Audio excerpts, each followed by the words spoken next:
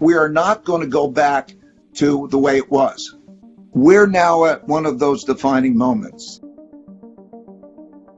You just have to see it for what it is and deal with it well. Don't deal with it emotionally. Approach it like a chess game.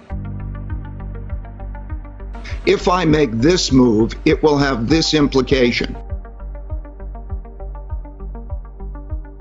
I can describe what I see.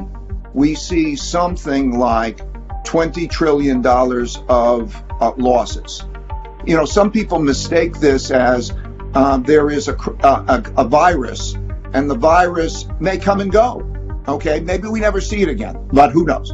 But if it never came back again, there will be those who are broke and who will have loss of income. We're going to change how we operate in a way.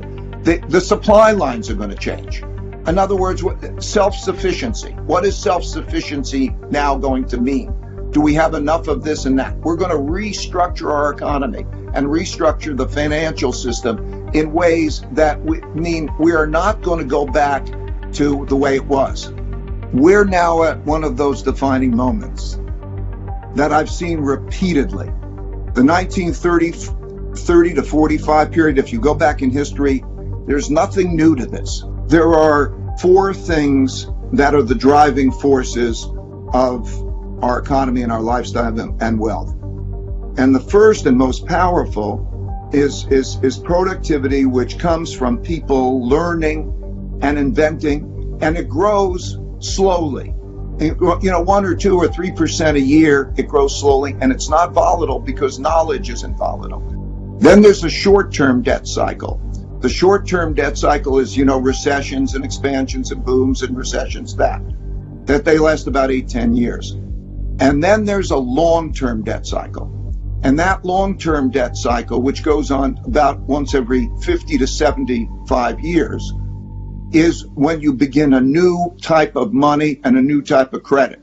That began in 1945. The New World Order, at the end of World War II, and with the Bretton Woods monetary system, created a new monetary system in 1945, a new money. So they wiped out pretty much the old money, or they largely disposed of it, and they began anew, and that's the New World Order, which was the American World Order, and we have seen it, and still 70% of the money and credit that exists in the economy is running by dollars.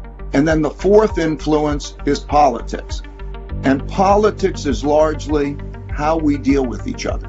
1929 to 1932, there was a fall in the economy and a very double-digit unemployment rates and a magnitude of fall in the economy like about 10%. Do I think we're in that? Yes. How was that dealt with? 1933. What they did is they printed a lot of money. And the government came out with the same type of programs that we're having now. Yes, okay, same thing. Zero, interest rates hit zero, same thing. Okay, same dynamics. And then there is that money causes an expansion from that point. How long does it take for the stock market to exceed its highs? Or how long does it take for the economy to exceed its former highs? A long time. Okay, do I think that's what we're in? Yes, that's what we're in. We've seen that happen repeatedly in history.